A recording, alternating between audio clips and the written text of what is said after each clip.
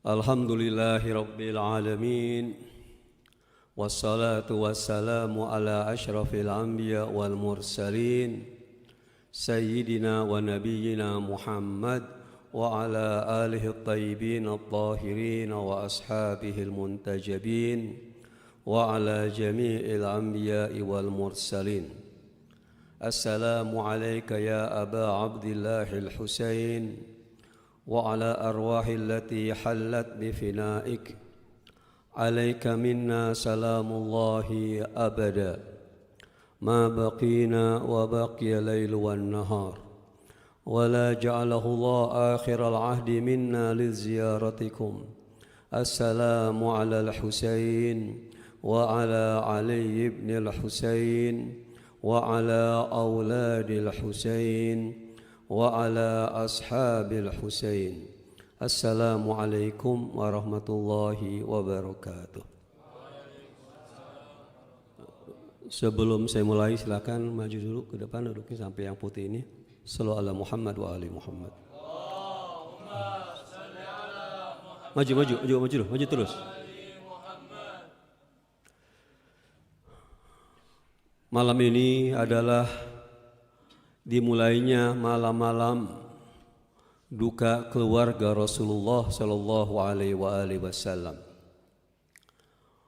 Duka cita atas wafatnya atau syahidnya Al-Imam Husain bin Ali bin Abi Thalib alaihi wassalatu wassalam.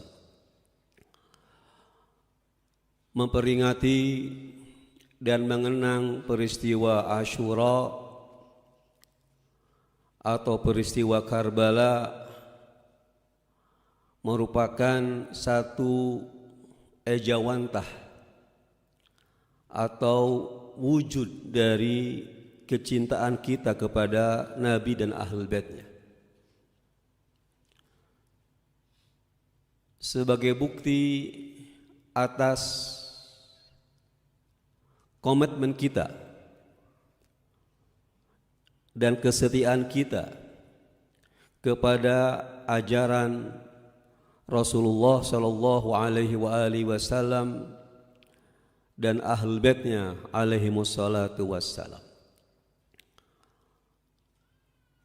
Dalam mengenang dan memperingati Asyura, para pencinta Ahlul Bait alaihi wassalatu wassalam berkumpul, menangis, meratap, dan menepuk dada. Itu semua sebagai ekspresi dari kecintaan mereka kepada Ahlul Bait alaihi wassalatu wassalam. Kita semua tahu, atau tepatnya kita meyakini bahwa Islam yang dibawa oleh para nabi alaihi wassalatu wassalam dan diakhiri oleh Nabi kita Muhammad sallallahu alaihi wasallam lalu dilanjutkan oleh para imam Ahlul Bait adalah Islam yang sempurna. Kesempurnaan Islam itu dengan berwilayah kepada Ahlul Bait.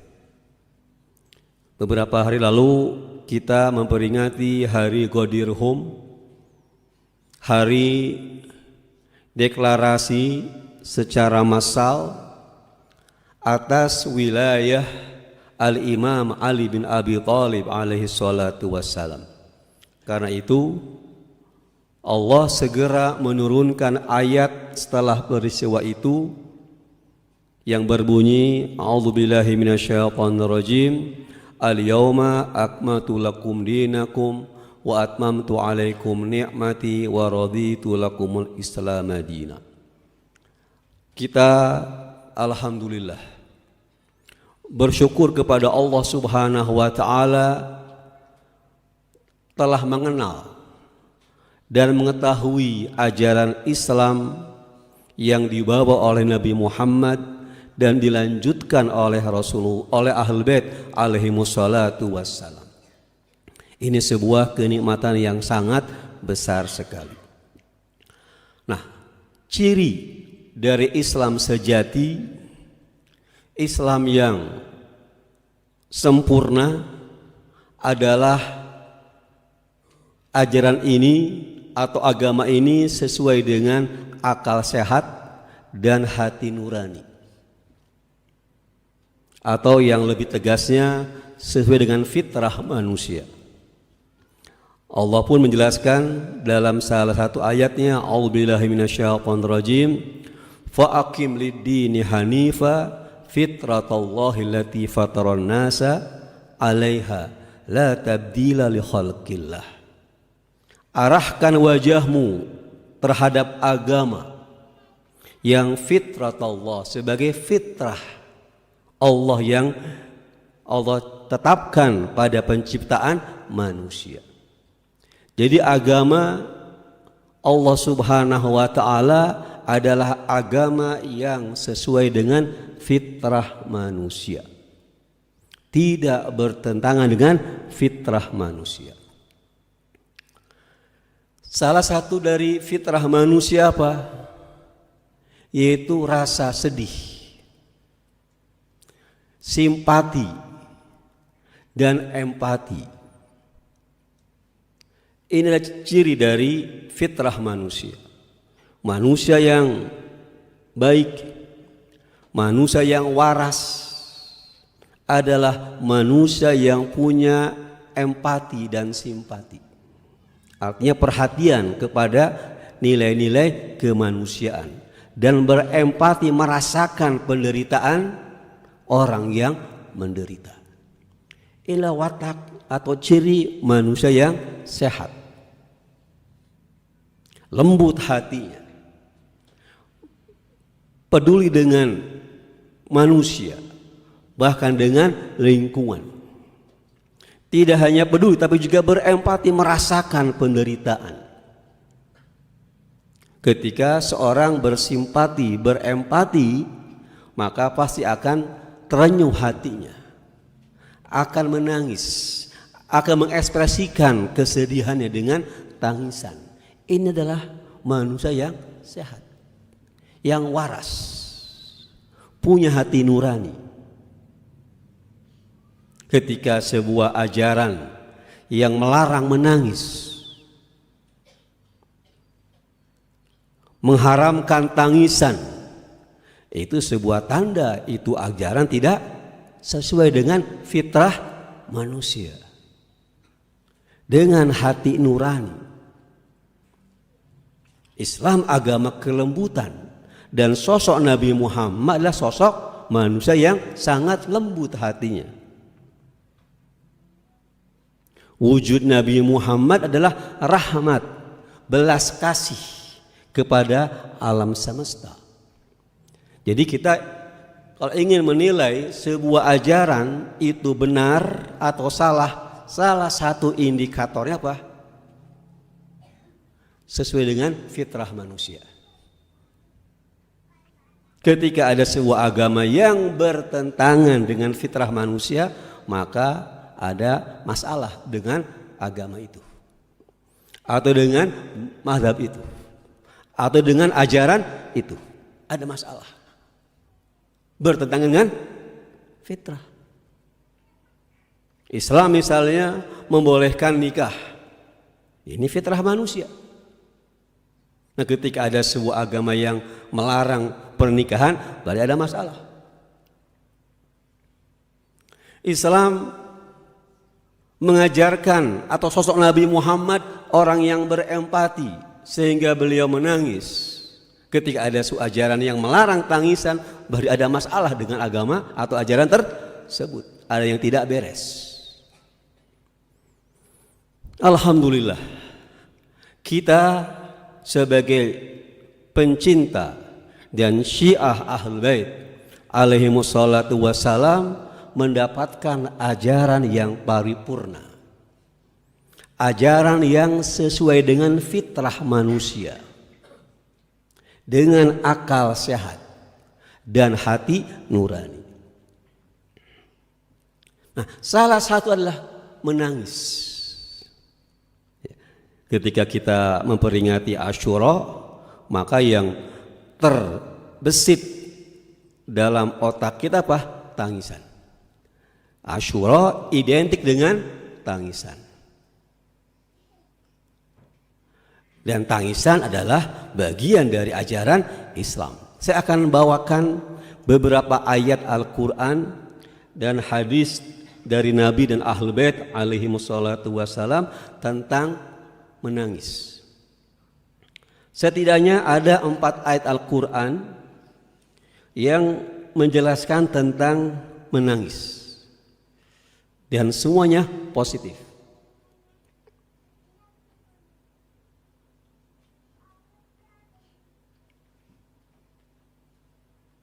Pertama adalah surat Al-Isra ayat 107 sampai 109. Allah berfirman, a'udzubillahi minasyaitonir rajim. Innal ladzina utul ilma min qablihi idza tutla alaihim yakhruna lil alqani sujada wa yaquluna subhana rabbina in kana wa'du rabbina la maf'ula wa yakhruna lil adqani yabkuna wa yaziduhum khushu'a wa yakhrul adqani wa yabkuna wa yaziduhum khushu'a. Artinya, sesungguhnya orang-orang yang mendapatkan ilmu sebelumnya, ini tentang Ahlul Kitab dari Yahudi dan Kristen, Nasrani. Idza tutla, jika dibacakan atas mereka, maka mereka yakhirruna lil adqani sujada, mereka menurunkan mukanya sambil sujud. Jadi orang-orang yang Ahlul Kitab sebelum Nabi Muhammad SAW ketika mendengarkan ayat-ayat Taurat dan Injil yang masih otentik, tentunya mereka langsung sujud. Seraya berkata, Maha suci Tuhan kami, sesungguhnya janji Tuhan kami itu akan terjadi. Lalu ayat berikutnya, mereka sujud yabkun, seraya menangis, dan menambahkan mereka kehusyuan. Jadi mereka Ahlul Kitab ketika mendengarkan ayat-ayat Allah Ta'ala, mereka sujud sambil menangis. Ini adalah tanda keimanan kepada Allah Subhanahu wa Ta'ala. Ini sebuah pujian. Ahlul Kitab yang masih konsisten dengan ajaran Nabi Musa dan Nabi Isa alaihi wassalam, mereka orang yang seringkali sujud sambil menangis.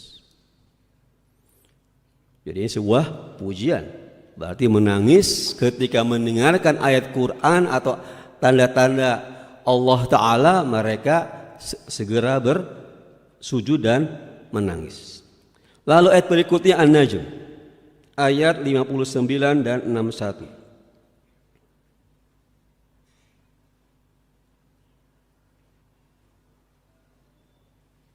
Enggak, surat Maryam ayat 58.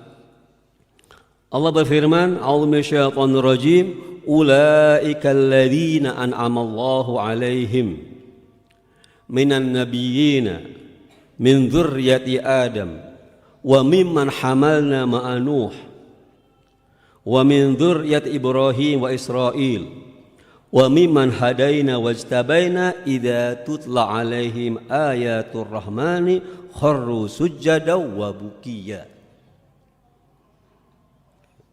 Ini ayat juga mirip dengan ayat yang sebelumnya. Orang-orang yang telah mendapatkan kenikmatan. Ini malah dimulai dengan perkataan mereka orang-orang yang telah mendapatkan kenikmatan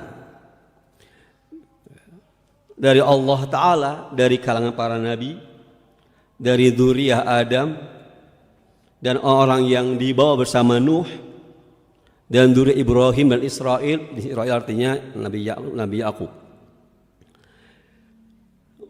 Orang-orang yang kami beri bimbingan dan kami pilih idza tutla, jika dibacakan kepada mereka ayat Ar-Rahman, mereka langsung tersungkur sujud, wabukia, sambil menangis. Jadi dari kalangan para nabi malah menjadi satu karakter para nabi itu gampang menangis atau sering menangis. Ini pujian tentang tangisan. Dan terakhir, saya tidak baca semuanya dari ayat tentang masalah tangisan, surat Al-Maidah ayat 92.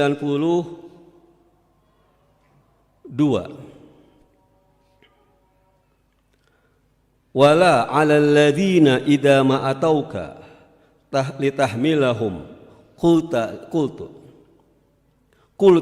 la ajidu ma ahmilukum alaih tawallaw wa ayunuhum tafidu minad dam'i hazanan alla yajidu ma yunfikun. Ini tentang beberapa sahabat Nabi. Orang-orang yang ketika datang kepadamu wahai Rasulullah agar engkau menugaskan kepada mereka, engkau berkata kepada mereka, aku tidak mendapatkan apa yang aku bebankan kepada kalian. Mereka pulang sementara mata mereka meneteskan air mata karena sedih, tidak mendapatkan apa yang dapat mereka lakukan. Ya, ada sekelompok sahabat Nabi minta tugas ke Nabi. Nabi gak ada. Mereka akhirnya pulang sedih, menangis. Tidak mendapatkan apa? Tugas. Tidak bisa melakukan kebaikan. Dia sedih, tidak punya tugas. Ini berarti apa? Positif kan? Dia mengharap ada kerja, ada tugas. Tapi tidak ada, akhirnya mereka pulang sambil menangis.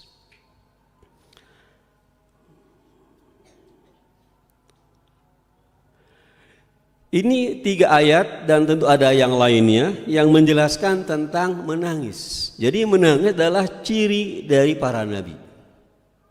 Kedua adalah orang-orang yang mengerti ilmu. Ahlul kitab di sini. Dan orang-orang yang ingin melakukan kebaikan tapi tidak kebagian sehingga mereka sedih dan menangis. Artinya menangis adalah sesuatu yang lumrah, sesuatu yang wajar dirasakan sebagai ekspresi dari perasaan sedihnya. Jadi menangis itu bukan sesuatu yang dilarang atau sesuatu yang aib, yang buruk. Nah, jadi pertama apa? Bahwa menangis adalah fitrah manusia. Dan Islam adalah agama yang sesuai dengan fitrah. Lalu dijelaskan apa saja yang baik untuk ditangisi, apa saja yang boleh ditangisi. Menangis sendiri bisa boleh dan baik.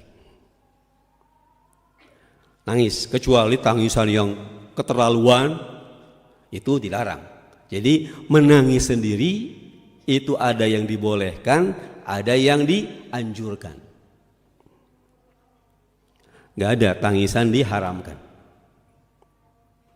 Ya sama dengan makan yang halal, boleh makan, malah ketika saat lapar baik makan, tapi makan berlebihan sampai kenyang ya buruk. Menangis sendiri adalah boleh, bahkan dalam beberapa kasus dianjurkan. Nah, tentu tangisan yang boleh apa? Kalau kita kehilangan dunia, orang tua meninggal dunia misalnya, harta kita hilang, kita disakiti teman, kita mendapatkan musibah, boleh menangis? Boleh, gak ada masalah. Ini sebuah ekspresi yang alam, yang wajar, manusiawi. Orang yang dicintainya meninggal, menangis. Hartanya mungkin dia ketipu, jutaan, ratusan juta, dia sedih menangis. Itu boleh, gak ada masalah. Tidak dianjurkan dan tidak dilarang, hanya sebuah ekspresi. Tetapi ada tangisan yang dianjurkan, seperti saya akan bacakan beberapa riwayat dari Rasulullah sallallahu alaihi wasallam dan juga dari Ahlul Bait alaihi wassalatu wassalam.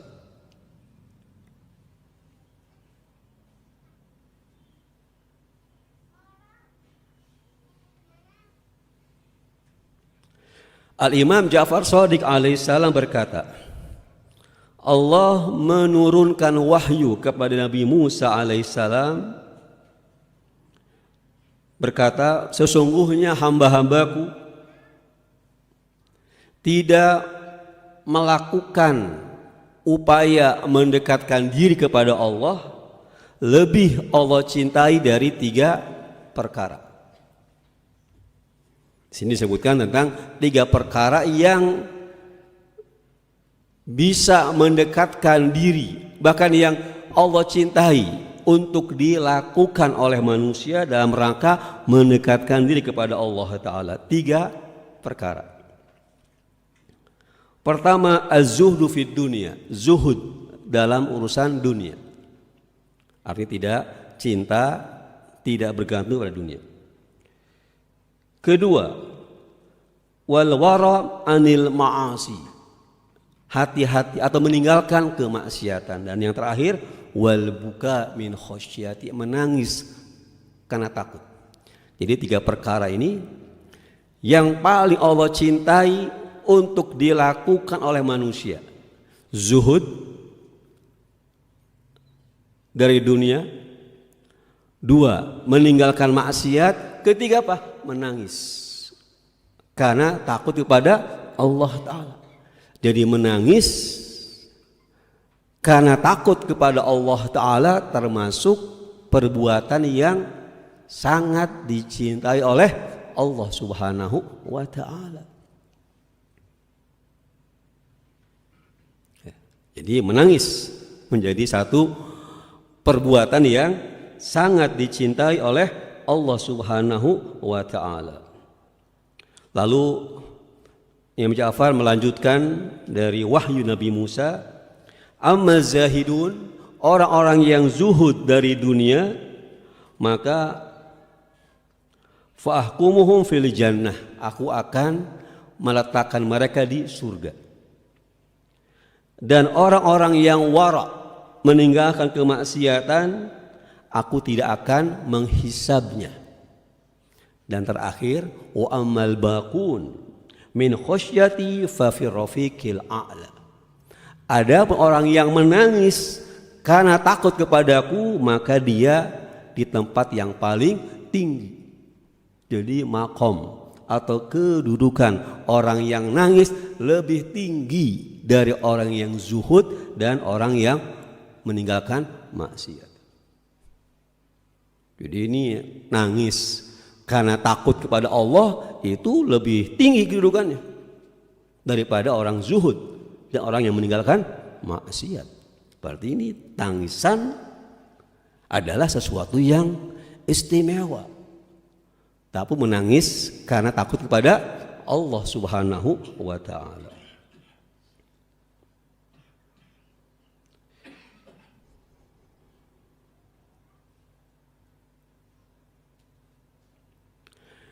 Juga ada hadis dari Imam Ja'far Shadiq alaihissalam, beliau berkata, in khifta amran yakunu aw hajatan turiduha fabda billahi famajjidhu wa athni alaihi kama huwa ahluh. Saya terjemahkan langsung. Kalau kamu punya urusan atau mempunyai keperluan, hajat, maka sebutlah nama Allah, bismillah, dan pujilah Allah, dan bersolawatlah kepada Rasulullah, wa tabaki walau misla ra'sid dzubab, dan usahakan menangis walaupun air mata sebesar kepala lalat.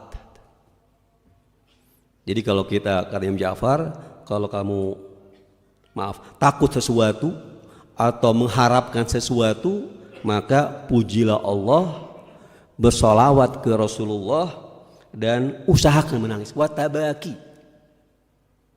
upayakan menangis walaupun seperti apa, sebesar kepala dzubab, lalat. Artinya menangis karena hajat itu diperintahkan. Merintih, mengadu, menangis itu diperintahkan.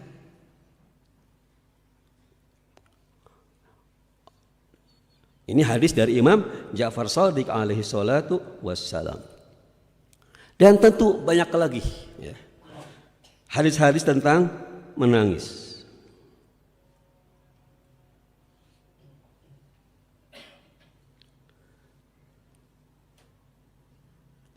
Juga ada hadis yang populer di kalangan kaum muslimin dari Rasulullah sallallahu alaihi wasallam.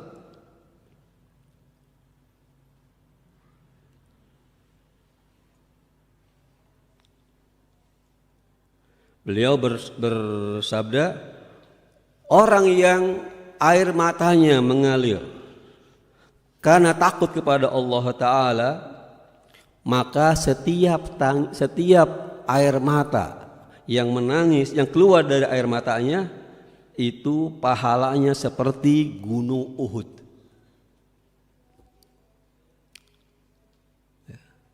Satu tetes air mata karena takut pada Allah Ta'ala, itu pahalanya sama dengan bukit Uhud. Ini menunjuk apa? Anjuran agar kita apa? Menangis ketika berdoa kepada Allah Subhanahu wa Ta'ala.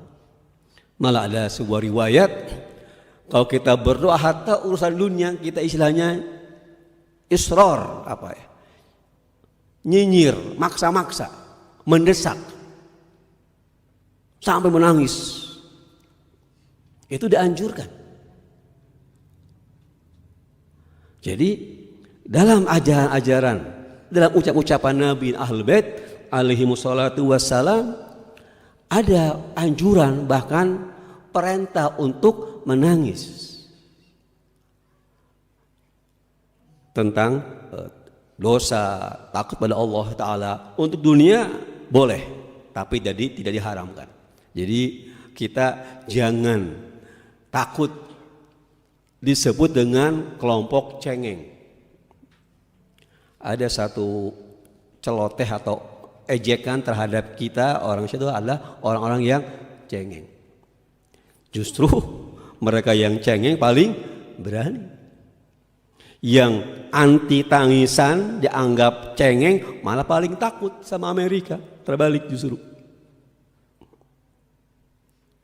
Mereka yang anti menangis keras hatinya, penuh dengan kebencian, tidak ada empati, tidak pernah bersimpati kepada kemanusiaan. Tapi mereka malah tidak berani melawan kezaliman, melawan Amerika, Israel. Coba kita bayangkan kalau seluruh negara Arab bersatu menghadapi Israel, selesai. Dalam 3 hari ada 22 negara Arab. Kalau bersatu padu, oke lah, Israel lebih canggih peralatannya, tapi menghadapi 200 juta bangsa Arab yang sekitar Palestina bersatu padu, masuk keroyok, bisa apa senjata itu? Ada korban mungkin banyak, tapi akan hilang Israel. Itu masalahnya. Jangankan dengan perang, kata Imam Humayni, andaikan seluruh kaum muslimin membawa satu ember atau gayung air ke Israel, maka akan tenggelam Israel itu. Artinya tidak perlu kekuatan militer, yang penting apa? Solidaritas, persatuan, kemauan. Itu yang tidak ada di kalangan kaum muslimin, terkhusus bangsa Arab. Tapi justru yang membela Palestina mati-matian dengan berkorban, yang tidak kecil korbannya adalah kelompok yang sering menangis. Khususnya di hari-hari duka Asyura dan Karbala.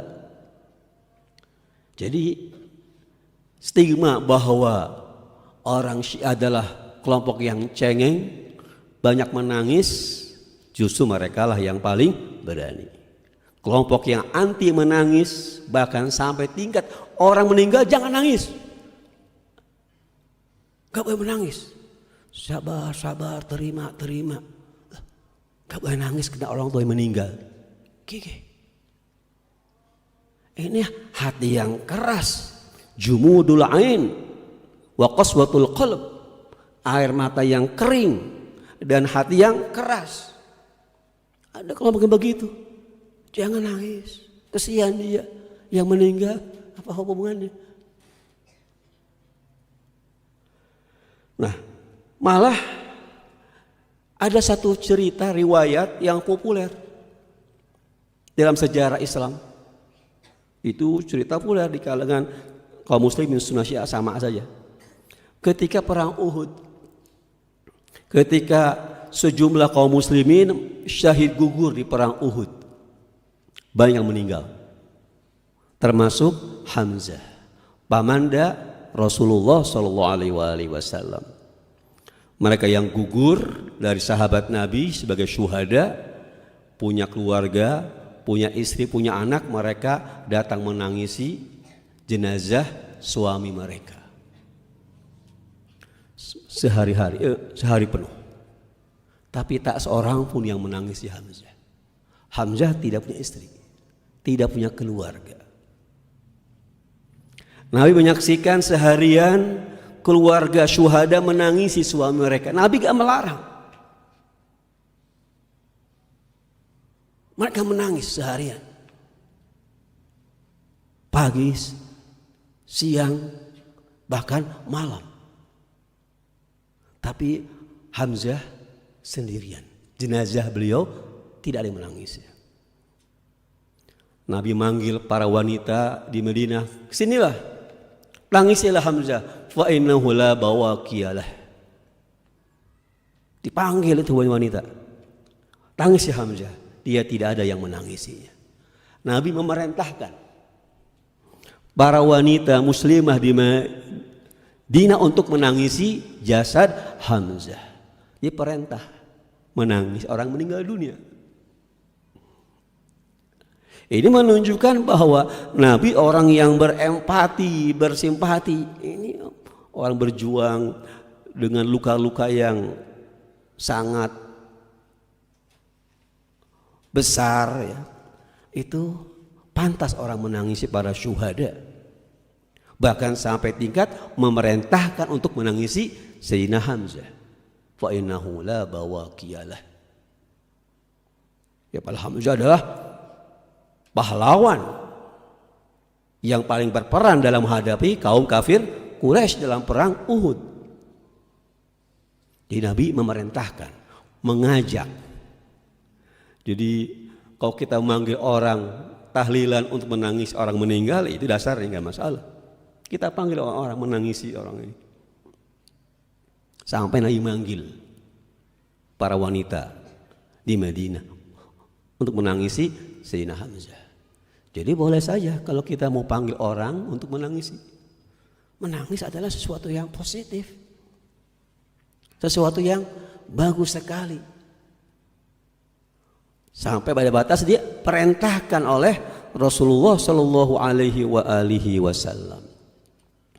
Jadi ada menangis yang dilarang, menangis yang tidak produktif, yang membuat dia kecil hati, kecewa, tidak move on. Nah, itu jelas tidak bagus. Tapi menangis sendiri itu bagus, lumrah, alami, fitri, bahkan dianjurkan atau bahkan diwajibkan. Nah, termasuk menangisi Abi Abdillahil Husain alaihi salatu wassalam. Kejadian Asyura lebih dari 1300 tahun yang lalu. Kita menangisi beliau karena beliau bukan sembarangan manusia. Karena beliau mati gugur dengan cara yang luar biasa. Maka wajar kalau para pencintanya menangisi Abu Abdillahil Husain. Bahkan dalam riwayat Nabi sudah menangisi sebelum kejadian itu. Al-Husain alaihissalam ditangisi sebelum terjadinya Asyura. Saat terjadinya Asyura dan setelah Asyura, 3 masa. Masa lalu sebelum kejadiannya, masa terjadinya Asyura, dan setelah terjadinya Asyura. Ini menunjukkan ini peristiwa yang sangat penting sekali. Karena itulah tangisan atau memperingati Asyura, memperingati Karbala adalah bagian yang inti dari ajaran Islam Muhammadiyah al-Asil. Islamnya Rasulullah sallallahu alaihi wasallam. Ketika seorang pencinta Ahlul Bait tidak sedih, tidak menangis, bahkan tabaki, upayakan menangis, diupayakan. Ini ada perintahnya dari para imam Ahlul Bait alaihi wassalatu wassalam untuk Abu Abdillahil Husain. Jadi kita sebagai Syiatu Ali, sebagai orang Syiah harus bangga, harus berani menangis, jangan takut menangis. Tunjukkan kita berempati kepada Abi Abdillahil Husain. Tunjukkan kepada yang lain bahwa kita tidak akan pernah berhenti dari menangis Imam Husain alaihissalam sepanjang hidup kita.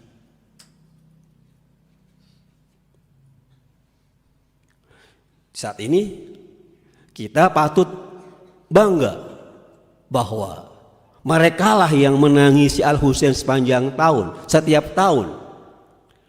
Justru mereka melahirkan para pemberani di Iran, di Lebanon, di Yaman, di Irak. Merekalah yang berada pada front terdepan menghadapi Zionis. Siapa mereka? Ada orang yang menangis Imam Husain setiap 10 Muharram. Mana yang lainnya? Hanya mencibir, merendahkan, bahkan mencaci maki, dianggap cengeng, tidak tangguh.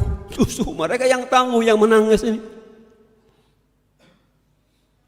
Jadi tangisan kepada Abi Abdillah Husain itu akan melahirkan ketangguhan, kesabaran, dan keberanian. Kita lihat bahwa ketika Amerika mengancam akan mengebom Iran, mereka tidak lari, malah datang ke jalanan, jembatan penuh, kita siap syahid. Yang lain lihat, orang Yahudi ketika ada ancaman mereka sembunyi ke bunker-bunker, tapi orang Iran yang Syiah enggak, malah ke jalanan, demo. Ketika ada serangan bersorak-sorak, tidak lari ketakutan. Dari mana ini rasa berani, siap mati? Ini dari Asyura. dari tangisan terhadap Imam Husain alaihi salatu wassalam. Bagi mereka nyawa itu kecil nilainya dibandingkan nyawa Imam Husain alaihi salatu wassalam. Malah mereka memimpikan, mengharapkan agar bisa mati seperti Imam Husain alaihi salatu wassalam. Jadi peristiwa Asyura yang penuh dengan tangisan, ratapan sampai batas tepukan dada adalah sesuatu yang positif, sesuai dengan fitrah manusia, atau bahkan dianjurkan oleh Islam. Mudah-mudahan kita semua di malam-malam duka Abi Abdillah Husain alaihi salatu wassalam punya rasa simpati dan empati terhadap kemanusiaan, khususnya dengan kematian Abi Abdillah Husain dan para keluarga serta para sahabatnya. Assalamu alayka ya Aba Abdillah Husain wa ala wahilati halat li fina'ik alayka minna salamullahi abada ma baqina wa baqiya lail wan nahar wa la ja'alahu Allah akhiral ahdi minna li ziyaratikum. Assalamu ala al-Husain wa ala Ali ibn al-Husain wa ala awladi al-Husain wa ala ashabi al-Husain. Wassalamu alaikum warahmatullahi wabarakatuh.